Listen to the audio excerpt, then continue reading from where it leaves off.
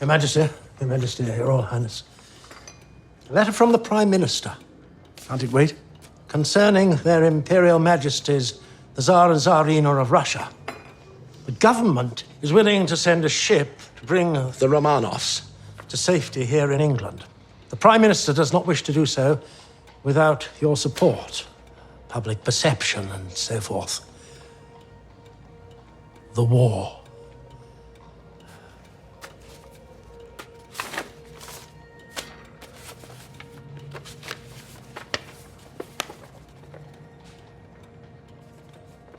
Shall I go back with a yes? To their rescue?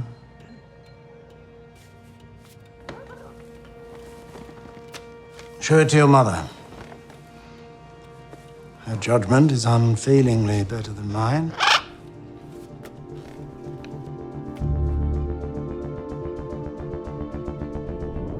Welcome to The Crown, the official podcast.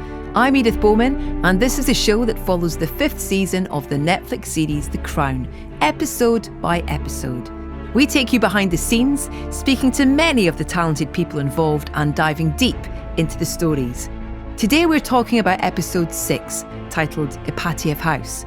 Communism has ended in Russia, and President Yeltsin is keen to rebuild ties with the UK. The Queen takes this opportunity to try and resolve a tragic chapter in royal history by giving a proper burial for Elizabeth and Philip's relatives who were murdered in the Russian Revolution. But is a shared goal and a historic trip enough to reconnect the distance that is growing between her and Philip? We'll cover specific events and scenes that feature in this episode, so if you haven't watched episode 6 yet, I suggest you go do that now, or very soon. Coming up later, we'll speak to production designer Martin Childs to find out what sets are his favourite to recreate. We wanted ours to be the basement of Ipatiev House 100 years ago, 100 or so years ago. And so we built it on the soundstage, weirdly, next to Princess Margaret's bedroom. We'll also hear from Head of Research for The Crown, Annie Salzberger. So where we took a lot of creative license was saying it's not breakfast, it's snack time. And we'll ask writer Peter Morgan about where we find the Queen and Philip at this point in the series. I think it's only reasonable that people discuss the marriage once every 40 years. But first, I sat down with the director of this episode, Christian Schwocho, who I was lucky enough to speak to on the first series of this podcast. I wanted to know what it was like coming back to the show after a few years away. A bit like coming home. Nice! I mean, I stayed always in touch with Peter and with Suzanne Mackey, who's one of the producers of the show. And we kept talking. And of course, I watched season 4 that I didn't work on. But of course, I did other things meanwhile. So It was like coming back to a family because so many of the great people who work for The Crown are still here. Yeah, it's a massive team effort, isn't it? That's what we've discovered. Why did you want to come back? I got a phone call from Peter Morgan and he said, look, well, this was one of the typical Peter Morgan calls, to be honest. He said, look, there's this one episode that only you can direct. Wow. So, of course, okay, tell me more. And that was Ipatiev House, episode 6 of season 5, which is quite epic. It's a story that's probably something we haven't seen on The Crown before, and it goes back until the year 1917, Russian Revolution. As you know, I'm from East Germany, so Russia has always played an important role in my childhood. And without Russia, without Gorbachev, the wall probably would have never come down. So there's a very close relationship to Russia. And now in the current climate, we were shooting when Putin started war against Ukraine, which we didn't know when Peter reached out, but the conflict was already quite strong and visible.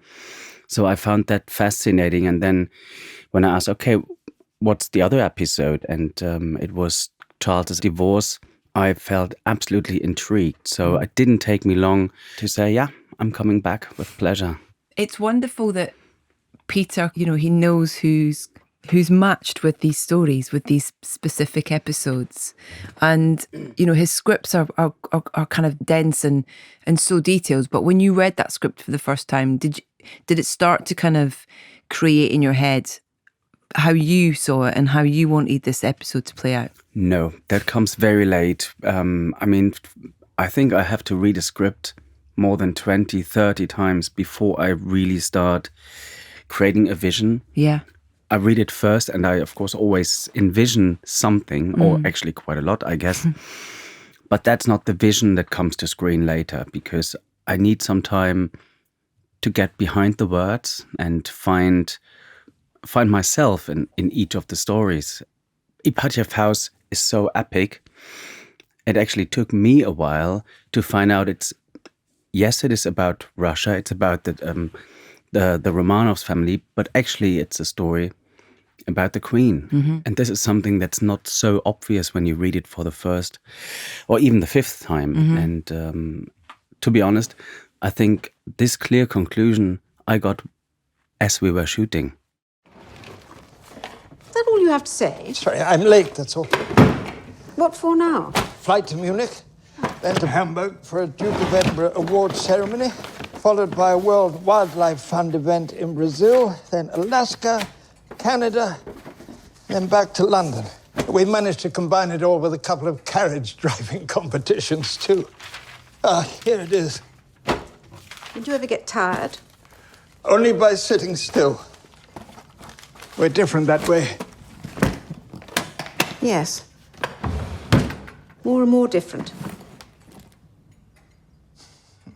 This episode, Ipatiev House, it's a pretty kind of brutal start to this episode. Finally, some blood on the crown. What was your vision for this sequence, for this particular opening sequence? And the writing was already very explicit without giving away too much, but it's like two stories kind of fudged together. It's King George, and he's on a pheasant shoot. As we can see, the Romanovs family woken up at night and taken down to a basement. But then a firing squad gets into the room and 11 men with guns, and the family gets killed in a very violent way, as you say. It's very well described in diaries of the soldiers. So we had a very strong reference for that shooting. wow. So we knew it's the family and staff. So there were 11 people that should get shot. So it was 11 Bolsheviks with guns. So and each of them was assigned one family member. So it's kind of with the help of Annie Salzberger and research, we kind of got a very clear idea how it had taken place. Wow. What's always important that it's not Bolsheviks who are like dark, angry men, Tsar family, like an evil dictator who deserves to be killed. I read a lot about the Romanovs and each of the family members, and I also read a lot about the Bolsheviks, who were sometimes very young guys. Like we put this very young boy kind of into the groups of the Bolsheviks, who he can't say no at this point. He has to kill the youngest daughter, but we see his inner fight because it's something he would probably never tell his mother that he, so there's those details that we don't explain, but it's all part of the work and all part of the preparation. Also, what I really loved is working with the Russian actors, because all the actors that you see in the sequence are Russian, and they were very dedicated to those characters, and they wanted to get it accurate and right. And we had long conversations, which is great that we're given this time when we work for The Crown, and everybody really cares. I've been on productions where you feel like, okay, Christian, if you want to be accurate, do it, but we don't really care. Yeah. And this is the opposite. Having these two time periods in this one episode, is that a luxury as a director? Or is it just more work? In the first place, I'm a storyteller. I don't need big costumes, big sets in order to feel happy as a director. Yeah. But beside the storyteller, there's always a little boy who wants to play and who wants a lot of toys. So the more the better, but only if the story is right. But it's exciting, it's fascinating. And, you know, I have very strong memories about the early 90s and how it felt to live in a communist country that had just overcome communism. So that was exciting to kind of, even, you know, I'm not from Russia, but some part of it were like recreating my childhood. Wow. I love that. Mr. President, I stand here today as the first British monarch to ever set foot in Moscow. You are the first democratically elected leader in Russian history.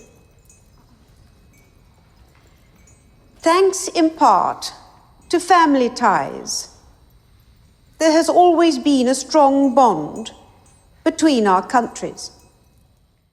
The thing that Peter always says to us is that everything has always got to come back to the crown. Elizabeth, in this particular episode, how would you describe her journey in this episode? I think we sense very early in that episode that it's a time where Europe is facing a massive change. The fall of communism was the biggest political event of those days and those years. And then we see a royal couple that is kind of living a life in the past. And the story with Ipatiev House and Boris Yeltsin getting into power and coming to Moscow feels like it could be their thing. It could be Elizabeth and Philip's journey. So she's getting really excited about going there with him, but then has to find out over the course of the episode that he's leading a very, very different life. I think it's a very grown-up story with a lot of loneliness and a lot of sadness, but also I guess we do get a bit behind the mechanics, how they actually ended up staying together for so many years. Yeah. How was that for you working with them both? Amazing. Amazing because, I mean, I haven't had any bad experience on The Crown with anybody. Having such experienced actors, both with a lot of experience in theatre, they both carry so much weight, so much confidence. And of course, because all my lovely colleagues had shaped their characters before I came, there was so much lightness about the way we could work together, even though the scenes were so heavy. It's interesting with Philip as well, because we obviously, you know, as you say, we get these wonderful scenes with him and Imelda, but then we do see almost a different Philip in this friendship and companionship that develops with Philip and Penny, which is a delicate situation to kind of navigate for many reasons. But how did you approach directing this companionship with the actors? Just like you said, what we were focusing on was the intellectual companionship. We didn't want to suggest that it was anything else. What I like about The Crown, we're not interested in like tabloid scandal. The headlines, yeah. In the headlines, exactly.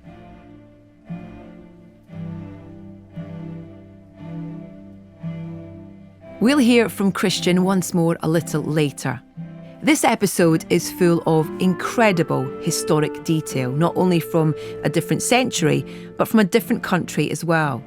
The start of this episode features the shocking execution of the Romanov family in 1918, a story which then connects us to the British royal family today.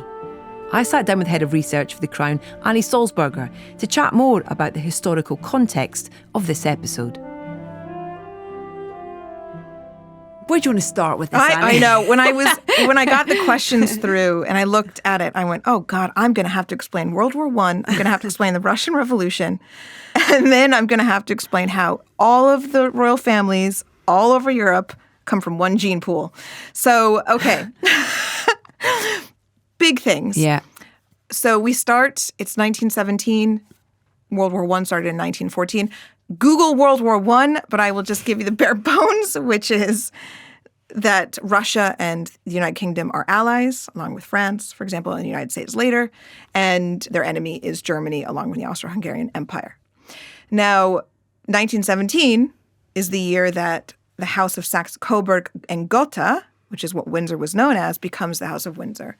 So right there, you know that there's a lot of German blood in the British royal family. There's obviously a lot of anti-German sentiment because we are at war with them, and the decision's made that they can no longer be called by a German name. So they become the House of Windsor. And the anti-German sentiment is a very important part of what happens to the Romanovs. At the same time, because of World War I, you have a massive loss of life in Russia, and people are starting to, there has long been, obviously, socialist sort of sentiment and anti-monarchy uprisings over the years, and they decide, and Tsar Nicholas II agrees, it's time to step down and abolish the monarchy. So the monarchy is abolished in I think, March of 1917. And that follows the February Revolution, which is the first part of the Russian Revolution. And the provisional government that takes over it's not socialist. It's made up of all the aristocrats. It's made up of all the wealthy capitalists of Russia. So now the question is what to do with these people. And whilst the provisional government is very sensitive to the sort of Romanov situation, at the same time, in response to this government forming, you have what are called Soviets, which are like grassroots community organizations coming up. Those are the socialists. So pretty much quite quickly after the February Revolution, you have these two parallel groups of power, I suppose. The provisional government is technically in charge. So no one knows if they're really in like full danger yet of any kind of an assassination, because the provisional government is quite sympathetic to them. So they start asking around who will have them. This is the royal family, the yes. Russian royal family. So the provisional government reaches out through their ambassadors to the British government and says, for the duration of the war, would you take the Romanovs in exile? The British government takes the request to the British royal family. And at first they say yes. And then they realize the impact that would have, which is all it's going to do is bring anti-monarchy sentiment to this country, which already exists. There's a wave of socialism happening. The British people do not want these people here. And the House of Windsor would seriously be in threat. And the government also feels, they start to kind of wobble. And they feel like, we're at war. Russia's our ally. And by this point, it's very clear that the socialists are probably going to take over. There's going to be a Bolshevik revolution, which happens in October. And if we take them, that's exactly the opposite of what that new government wants from us. Siding with the old and one. we're right now, we need to keep Britain unified at war. We need to keep everybody feeling this is the right thing to do. The Great War was so shocking. The loss of life, a whole generation of men, the men who returned to nothing. Just keeping the British on course was important. But also the Tsarina was German. And people felt that she was German in sympathy still to this day. So they feared the consequences of providing these people with exile. They rescinded the invitation. Yeah. So, and then they actually asked France, would you take them? Spain, would you take them? And they're like, nobody wants them. Germany, really the German royal family was their best bet through the Tsarina, but they can't because they're at war with Germany. So, and the Romanovs at the start don't want to go anywhere. They don't think their lives are at threat. They just think they have to step down from power. They're going to go live in a dacha somewhere. It's fine. And then the October Revolution happens. The Bolsheviks take over. It is now it's the Soviet Union, a socialist government. And what we have now is the civil war extending from that between the whites and the reds, the Red Army being the Bolsheviks, the White Army being the, sort of former pro-monarchy group, the capitalists, the wealthy of the country. And now the royal family, who had been sort of moved about a bit, are placed in Ipatiev House under house arrest. And it is when the White Army is approaching, which the Red Army doesn't want to have happen because they will probably free the Romanovs and keep them safe, they decide that they need to be executed. So they take them downstairs. They tell them they're taking a photograph to prove that they're still in captivity. And they are very, very brutally murdered. It's shocking to see the pictures of the wall after the firing squad. It's a 12-man firing squad. And 3 of the girls essentially ended up having Kevlar on because they had diamonds sewn into their dresses so they could carry some wealth with them if they ever needed it. And it bounced the bullets back off. So it just meant that the firing squad just ramped up. And then they used, the butts of their guns, the bayonets. So it was an unbelievably brutal assassination. Nobody really knows what has happened. They know obviously they've been executed, they believe, but nobody knows where their bodies are for a very long time.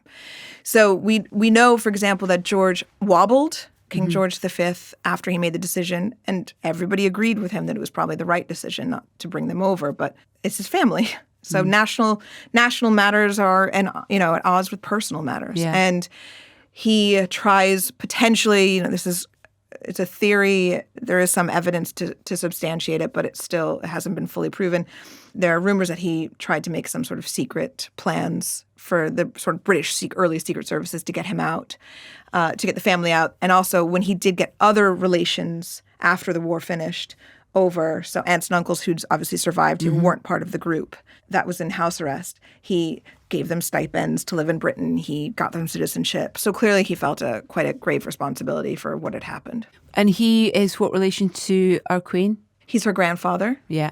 And his wife is Queen Mary, who you met in Series 1. The amazing Eileen Atkins played her. And probably one of the most influential royals in terms of training Elizabeth how to manage her responsibilities and to be the kind of royal that she will set out to be for the rest of her life. How do we know all this detail about what happened? About what happened? Yeah. So there are actual records from the executioner, and starting in 24, I think there was a book published in 24 that detailed what they believed happened, which was pretty spot on.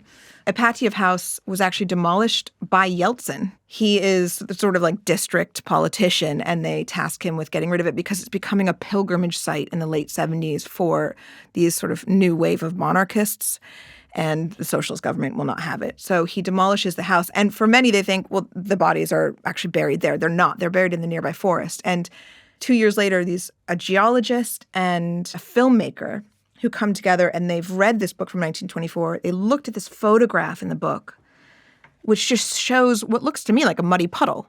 And they are convinced that's the pit with the bodies. So they go and they investigate it on their own, and they find 3 skulls.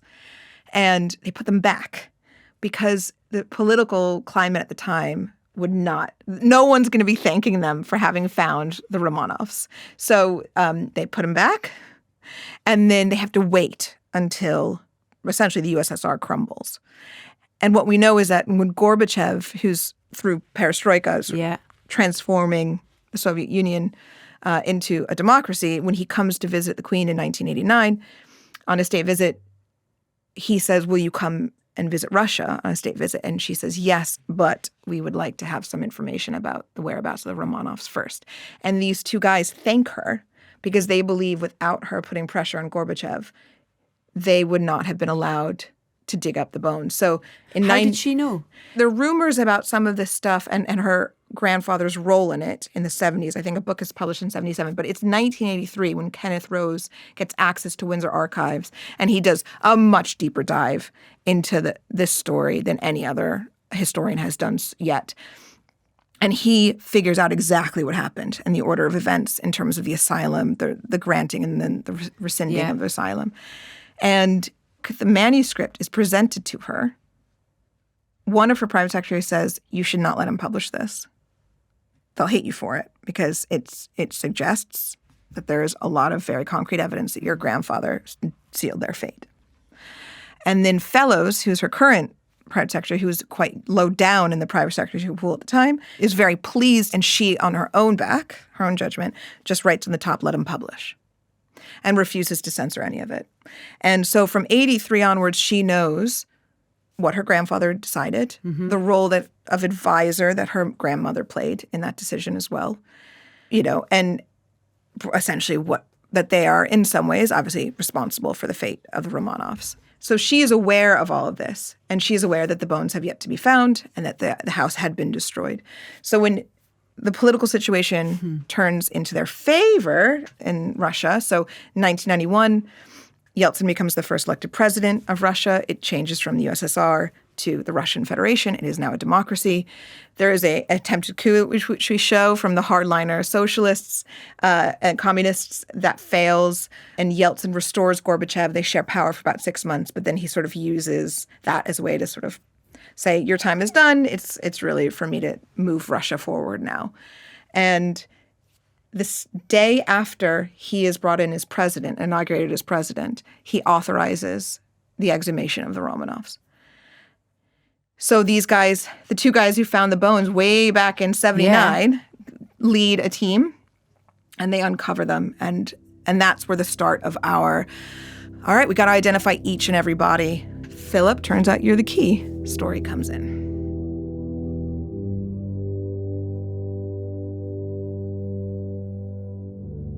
So, Annie, we've already talked a lot about the historical moments we see in episode 6. But as well as historical depth, your team also investigates character detail. And we see so many of these little things pop up in the show. So in our question for today, I've got to ask, does the Queen really eat snacks out of Tupperware? We see her eating cheese and grapes in front of the TV. I love this scene. Here's where we took some creative license. And it's not in the Tupperware. It's what she puts in the Tupperware.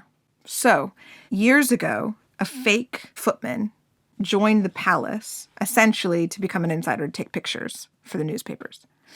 And one of the pictures he took was the breakfast room. And in it, you realized there's things like cereal and granola and things like that in Tupperware. So where we took a lot of creative license was saying it's not breakfast, it's snack time. But yes, she uses Tupperware. I just love the idea of the Queen having, like, guys, it's snack time. That would be amazing. It's really so that they can be autonomous. Like, they don't need to call in staff all the time. Things can just be there. They can access them when they want to, and they won't go off. Later in the podcast, I'll speak to production designer Martin Childs. But before that, in this episode, we really see the growing distance between the Queen and Prince Philip as their differences become more apparent. I sat down with writer Peter Morgan to talk about this, but first, I wanted to find out what it was in particular about the story of Ipatiev House that drew him to writing an episode on it. Well, when I found out that Prince Philip had been involved in giving the DNA. So again, you can tell a story about the past, or you can tell a story that takes you in a different direction if somehow it intersects with, which is how we did the story of the moon landing, because I found a rationale in my own head that said that because the Duke of Edinburgh was a pilot, that he would have had a particular interest in the astronauts and their achievement and their training and so forth. And here in this one, when I found out that it had been due to the developments of DNA testing, when the Duke of Edinburgh had been involved in unlocking the mystery of the murder of the Romanovs, I thought, gosh, that's fantastic. But of course, just that alone would have left quite a dry episode. And in the end, that episode, for all its window dressing about being about the Russian Revolution and the murder of the Romanovs and solving that particular mystery, in the end, it turned into an episode about the Queen's marriage and loneliness within a long marriage in which people are very different and they have different interests. And that's really what the episode is about. The rest of it is just providing an interesting drawing room in which them to have that conversation. And I also I'm interested in the Queen's grandmother, Queen Mary. I'm interested in her story and her life. And it was an opportunity for me to also try out what it felt like looking at the palace through the eyes of people in the very early part of the 20th century. That was just around the time of the Russian Revolution. And don't forget, the set would be exactly the same. So the location would be the same. They'd be at the same breakfast table as they are now. And that appealed to me, that you could go back 3 or 4 queens in the space of one episode. The visual element of this episode, and particularly how it starts off as well, it's got a really incredibly powerful, quite brutal tone to it. How much of that is kind of, on the page to start with for you in terms of how you want this episode to kind of hit quite hard to start with as well? I think I wanted, because don't forget, it's intercut with Shooting All the Birds. Yeah. And that was always part of the writing. The way the director, Christian Schwocho, directed it came out, I think the slaughter of the Romanovs came out more brutal, perhaps, than I'd imagined when writing it, but I loved that. Yeah, it's great. And I think that's where, I'm working with really particularly gifted directors, and I'm very rarely on set, and they interpret things and they have the freedom to do that. And then, of course, we look at it again in the editing room, and there would have been a choice in the editing room whether to take it down or to stick with it. But I mean, I was really excited about going with it, and I don't think I had many comments. When the editor and the director had cut that sequence together, I just looked and went, wow,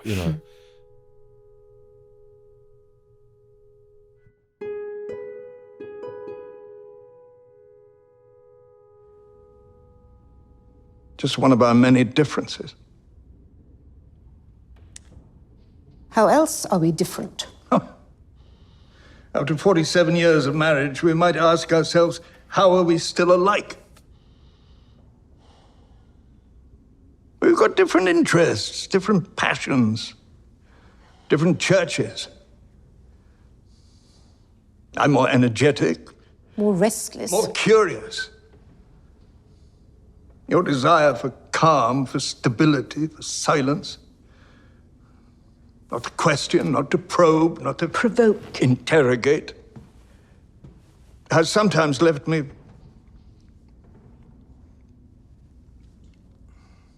What?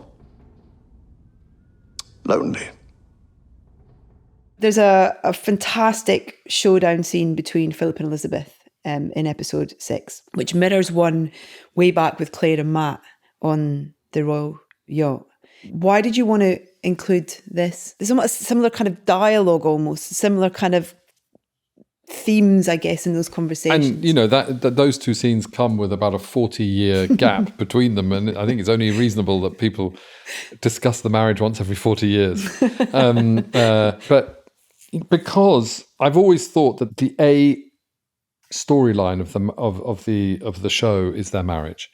At least it was certainly in the early seasons. I don't think it is now. I don't think it is in seasons 5 and 6. I do think that the storyline in 5 and 6 is a succession drama in that sense. Is that Charles has suddenly reached this age and he's so capable. Confidence. And confident. And I look at it from both sides. I look at it from his side, and I really feel for him. To be, the flip side of, oh my God, we've just had the longest running monarch. But that means we've also had the longest waiting next in line. And that's not an easy job to, none of them have an easy job because the position we put them in is so invidious. So all of them, whether they're in the hot seat or if they're just in the outer rings of flunkydom, right?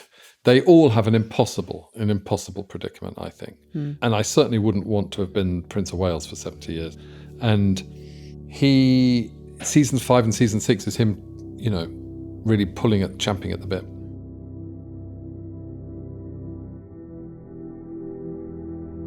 Now, when we watch The Crown on Netflix, it can be hard to believe that it's not filmed in the real palaces and places where the scenes are set. When I was lucky enough to go on set, I saw Diana's apartment and it was breathtaking. There was so much detail in every part of the room. And this season is not just based in the UK. We travelled to Egypt, Russia, France, and to different time periods as well. There are so many different sets and they're all flawless. At the head of it all is production designer Martin Childs, and I was so excited to speak to him about the sets for this season. Martin, welcome back to the podcast. Yay, we got you back. At last, it's good to see you again. Yeah, you too. Season 5. Yeah. What do you think about when you think of season 5? Does it have an overall I think of how much we travelled in the story whilst trying to keep the travel down to a minimum in real life. Yeah. What I think about is how North Yorkshire became Russia and how Spain became Egypt. That's what I think about, and how I think we probably managed it. You definitely did manage it, yeah. We're in a new era with a new cast. That's right, yeah. Is it always exciting for you when you do have a new, group of actors to inhabit these worlds that you help create? That's always extremely exciting because, what I think one of the keys for me is to place Imelda where we've seen Claire and Olivia in the past. So to actually place them in a place that the audience is used to kind of gives it a bit of visual continuity. And we get to refresh the set. You know, inevitably Buckingham Palace gets refreshed, but in real life. But at the same time, we need to keep it continuously looking the same way, but so we can make some subtle changes. And that's one of the great things about having a 50-hour drama is that our changes can be subtle. Well, that's the thing, is that I think the layers to the show, you know, we talked about this before, and the idea that, yeah, there are familiar locations that we might have seen in previous seasons, but there are tweaks to them. There are things that have changed to drive the narrative, to drive the mood, to drive the period, to drive the characters. That's right. I mean, things like the let's call it the maturing of Princess Margaret, for example. You know, from her Tony and Roddy days, she still has a bit of a rebel streak, but she's settling down in decorative terms, in ways that wouldn't suit Buckingham Palace. You know, we keep her separate. So she has this fabulous sort of aubergine-coloured bedroom that works well as a kind of counterpoint and equivalent, really, to the pink dress that she wears when she goes off to meet Peter Townsend. So you put me in tears in a minute. The whole set was led by Amy's dress. That's amazing. Have you got a favourite set from season 5? I think my favourite ones are always the ones that, I don't know, the ones that represent the biggest challenge. And then at the end of it, we think, God, we got away with it. What was that? I mean, the burning down of Windsor Castle, for a start, was something of a challenge. And the fact that Britannia expanded, I should think, sixfold from previous seasons. So Britannia was spread over a backlot set, 2 sound stages full of scenery, a real boat for all the understuff where Philip goes and taps instruments and things. And then it is placed digitally in the landscape, the seascape. So, I suppose there are 5 or 6 different ways of conveying Britannia. And so the challenge there was to make it all feel like one thing. Well, the thing that I always find kind of blows my mind slightly is the idea that you could have an actor walking down a corridor somewhere. Yeah. And then they walk into a room, and that could be in 2 different parts of the country. That's right. Only yesterday I was explaining to a director that if you go up that staircase and make a right, you'll finish up 20 miles north of here, somewhere else. That's amazing. And it's over 5 seasons, the directors have obeyed that kind of instruction. It's the only instruction I ever give directors, but it kind of works because they know that it's going to make a whole world in the end. When, you know, if Tony Blair or whatever, or John Major turns right somewhere, they'll finish up somewhere else. It's like some kind of TARDIS. I love it. It is indeed, great. Yeah. But the wonderful thing about The Crown is that the marriage of those 2 things, of sets and locations, are they of equal importance, would you say? Do they, because you know you are in real places? I think they are, yeah. I mean, we have to we go to some pretty spectacular locations, and therefore we have to build sets that are equal to those. So the sets are inevitably big and expensive, but also at the same time, it's pointless going to a location to shoot something small, you know. So we tend to build things like that, and things where emotional, intimate stuff happens. Then it's useful to have built it, you know, to contain it. Yeah. Where, you know, there's less chance of paparazzi and public. Yeah, that's finding out where we are. Yeah. That must be hard. Yeah. Harder it and is. harder, I imagine. Well, it's great for me because, you know, people will say, you know, we need to build this, and I think, yeah, great, let's build it, because it's always a bonus for me to build something rather than schlep off and find a location that doesn't work, compare it to a location that works a bit better, and then eventually you do find the right location. But, you know, they work equally, and they work in balance with one another, I hope. What would you say has, in terms of location, had the biggest transformation this season? Is there... that has to be Windsor. That has to be Windsor on account of burning it down, which is a tragic thing to have to do. Well, I decided at the beginning, and everybody agreed that it would be a good idea to take the biggest room that we had used in Windsor and the one in which we'd had the most emotional involvement. Therefore, the one where Elizabeth and Philip, when in the days when they were Olivia and Tobias, were trying to persuade Josh and Emma to stay together. And it's also contained birthday parties, it's contained all sorts of scenes that have become pretty important. So we thought, and just because it happens to be the biggest set as well, this would be the great one to burn down. It also has some very distinctive features. It has some wonderful sort of spiral, sort of barley twist columns in it. At first I thought, dare we ask the location to make it look as if their location has burned down? And then I didn't even posit that idea. I thought, that idea stayed in my head. And then I thought, what we need to do is build it. So we were able to take this perfect thing in Burghley House, this perfect environment, and build a burnt-out replica of it. Because it had such distinctive features, we were able to have sort of gnarled and broken versions of them, and chandeliers that had fallen and things like that. So we were able to build this really unpleasant, and also it needed to be a wet environment as well, because you can't really ask that of a location, because if the roof's caved in and the fire brigade have been there, it's inevitably going to be full of puddles as well. Let's talk about episode 6, Ipatiev House. Now, in this episode, we not only go back in time, but we also go to Russia. Where do you start with something like that? I think, again, I started off with the detail of the Romanovs being woken up prior to their tragic end, and their sleeping arrangements were closely observed and closely replicated.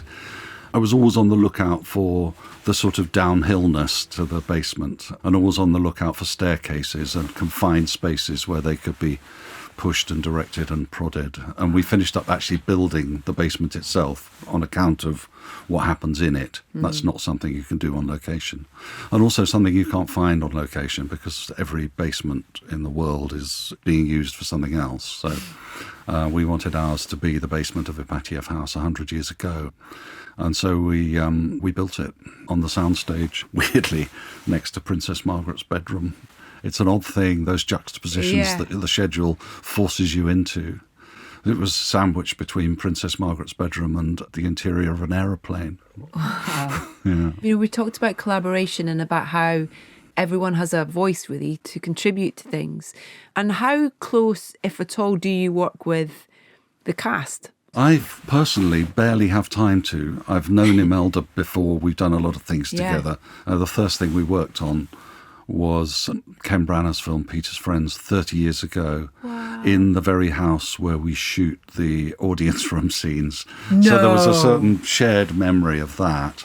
But I have time to kind of get to know their likes and dislikes, get to know what they might want. But I'm with 5 directors and 5 blocks on the go. I'm barely ever there. I try to be there for the opening of a new set, but I'm barely ever there otherwise. The season overall feels a lot darker, kind of thematically, but also visually than previous seasons as well. Is that fair? That's a fair comment, and it was a conscious thing, but we didn't push it too far. I talked about the sudden realisation at the end of season 4 that things were getting a bit seasonal and that we were about to enter autumn.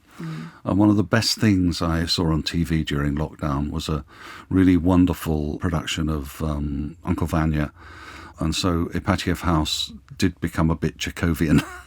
I took colours from it and I started doing a bit of Chekhov research, and Amy and I started looking about. And funnily enough, Amy watched that too, that same production. You mentioned it briefly earlier about the idea of Bradford becoming Russia. Yes.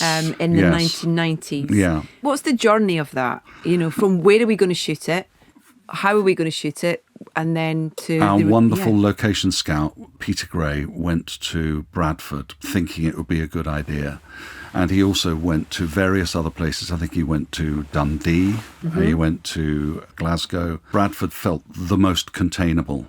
And also it happened to be close enough to another part of Yorkshire where we were shooting Ipatiev House, and a third part of Yorkshire where we were shooting the interiors of the Kremlin. Yeah. So it all came together as a package. Because it was in the same part of the world, it had a bit of, for want of a less pretentious word, terroir about it, that Yorkshire could become our Russia, and it did. And the desaturated colours and the returning to a place called Duncombe Park in the very north of Yorkshire, where I shot a show called Parade's End. I remembered it, and I remembered the sort of coal-dusted, almost bleakness about it, but it also has a weird charm when you're actually there. But I thought that bleakness, together with Frank Lamb's lighting, would make a wonderful Ipatieff house and a ghastly opening to that episode. Yeah. And again, that's another example of a craziness that happened. That inside Ipatieff house, there was this absolutely beautiful room that we could turn into a bedroom. It's actually a dining room. And the schedule needed a scene in Windsor Castle with Elizabeth. So we shot it there. So inside Ipatieff house, there's a little bit of Windsor Castle. Great, I love it. What's it like, though, in terms of, on a design side of things, being able to span decades? It sometimes becomes a bit bewildering, and I'm getting a hell of a lot better at delegating. Because the other wonderful thing is that I've had the same team throughout the whole thing, and they all know the way I think, and so I'm better able to delegate than I ever used to be. I'm less frustrated about not being there than I used to be. Yeah.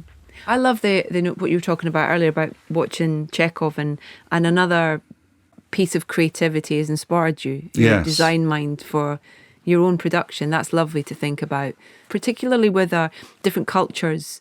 What does your research kind of normally involve with something I like watch that? a lot of films, actually, because although I do a lot of research in books, it's films that show things briefly. It's films that need to show things in 30 seconds that a book would take several pages to describe. And we've only got a few seconds to establish things. So things like, it's not a very good film by Hitchcock standards, but Torn Curtain.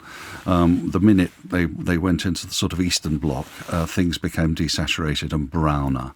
And I thought, well, that's a good way to go. Let's try that. Yeah. And it did work because we had to establish things pretty swiftly. Yeah. Season 6 is being done right now, Yeah. and that's it. How does that feel? I feel very sad. My body feels relieved. My brain is extremely sad. Before we wrap up on this episode, I caught up again with director Christian Schwocho to find out what moment from episode 6 he was most proud of. That's a big exhale. I mean, there's so much in this episode. Well, I have to say there's quite a few moments that I really, really like. I really love the big scene between Philip and Elizabeth at the very end of the episode. I got COVID when we shot on season 5, so we had to stop filming, but then it couldn't be stopped for 10 days. Yeah. So my colleague Mai El-Tuki took over and directed a few scenes, and then my first AD, Finn McGrath, did a few scenes, and I directed over the phone. So in my living room, I would have 2 monitors being on the phone, but we had to leave like big scenes where a lot of acting was involved for later. So I think Jonathan's and Imelda's big scene at the end was one of the last I did for that episode before we wrapped. I just loved that day doing this scene, which is so emotional, and there's so much anger and so much misunderstanding and then understanding. And I get his point, and that's what always interests me most, that there's a conflict, but you understand both parties involved. That's what I love probably the most about The Crown as a director, having those long scenes with 2 or 3 actors and nothing else. It's just them. It's the performance. It's the writing. Theatrical, isn't it? It's very theatrical, and very often when you read the writing, the conflicts are not so. They never shout. They never slap each other. It's and a lot of emotions stay behind. That's a great challenge, and that's probably what I love the most as a director. And I think in this scene, it went really well.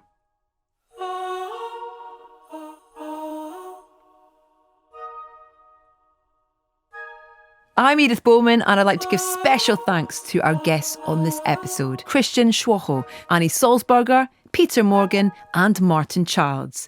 The Crown, the official podcast, is produced by Netflix and Something Else in association with Left Bank Pictures. Join us next time as we go behind the scenes of episode 7 of season 5, titled No Women's Land. BBC journalist Martin Bashir is willing to go to any lengths to secure the scoop of a lifetime. But will his deception convince Diana to tell all? But why would she talk to us? The Yanks can fly her around the world and pay millions into a charity of her choice. What can we offer her? Sausage rolls from the BBC canteen. Well, that's the point. The BBC canteen, not CBS or ABC, the national church. Trustworthy. Subscribe now wherever you get your podcasts.